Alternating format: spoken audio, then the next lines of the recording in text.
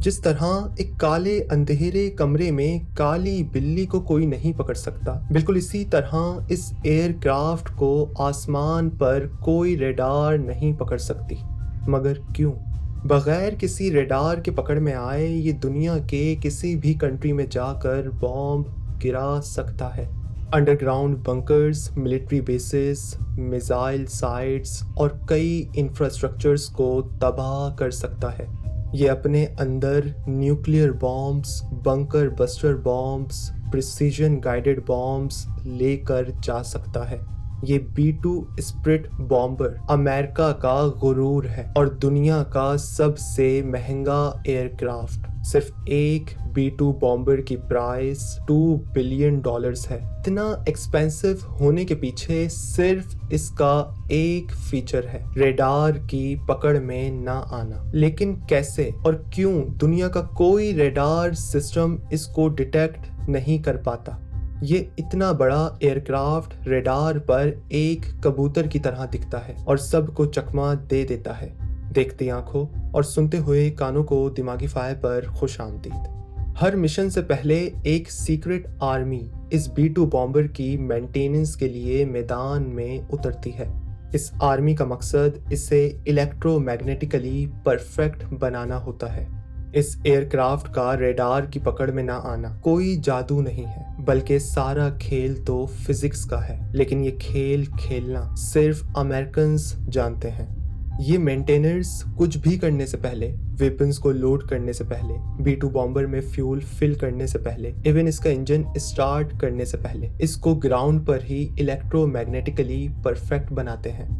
ये लोग ऊपर नीचे अंदर बाहर बिल्कुल बारीकी के साथ इस पर नजर दौड़ाते हैं, तलाश में होते हैं किसी न किसी स्क्रैच के, किसी न किसी बबल के, किसी न किसी फॉल्ट के, किसी न किसी निशान के।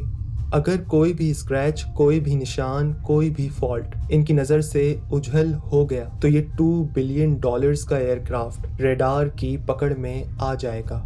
इस B-2 बॉम्बर पर जो पेंट किया जाता है वो कोई आम पेंट नहीं होता। इसको एक सीक्रेट रेडार एब्जॉर्बेंट मटेरियल से पेंट किया जाता है।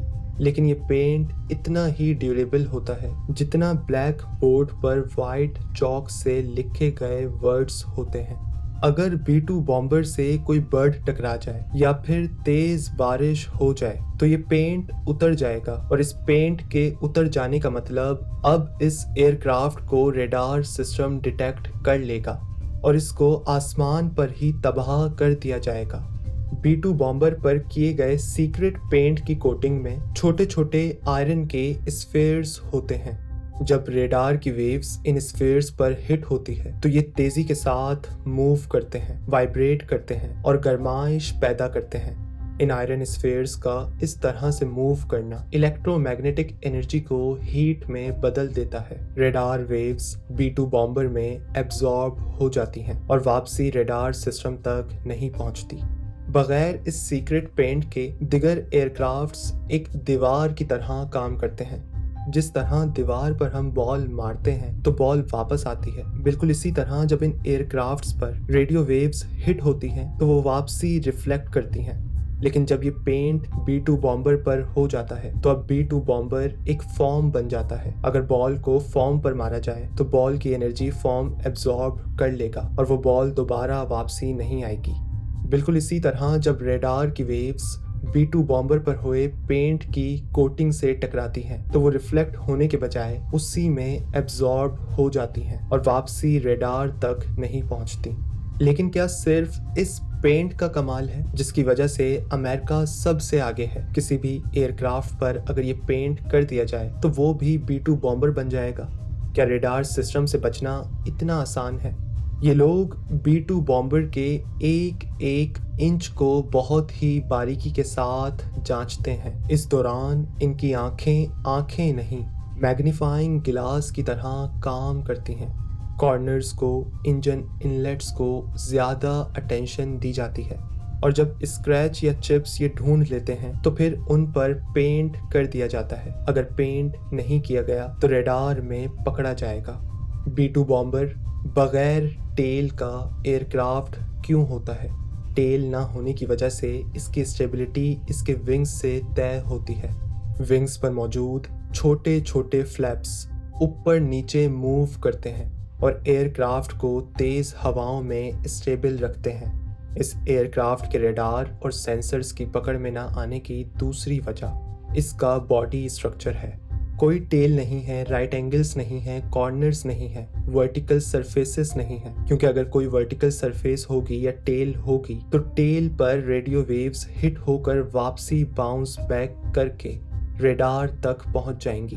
दरअसल B-2 बॉम्बर की बॉडी सिर्फ रेडार वेव्स को एब्जॉर्ब नहीं करती बल्कि उनको इधर उधर फैला भी देती है, लेकिन डायरेक्टली वापस रेडार की तरफ नहीं जाने देती। एक नॉर्मल एयरक्राफ्ट पर जब ये रेडार वेव्स हिट होती हैं और हिट होकर वापसी बाउंस बैक करके रेडार सिस्टम में जाती हैं तो इतनी तादाद में वापसी जाती हैं कि ऐसा लगता है जैसे किसी ट्रक पर लगकर वापस आई हों। लेकिन जब यही रेडार वेव्स B-2 बॉम्बर पर हिट होती हैं तो B-2 बॉम्बर काफी वेव्स को एब्सॉर्ब कर लेता है और बाकी बची हुई वेव्स को इधर उधर रॉन्ग डायरेक्शन में रिफ्लेक्ट करके बिखेर देता है, जिसकी वजह से इतनी कम वेव्स रेडार सिस्टम में वापसी जाती हैं ऐसा लगता है जैसे किसी कबूतर को लगकर वापस आई हों। नॉर्मल एयरक्राफ्ट के इंजन्स एक्सट्रीमली हॉट होते हैं, इनमें से जलती हुई आग निकल रही होती है।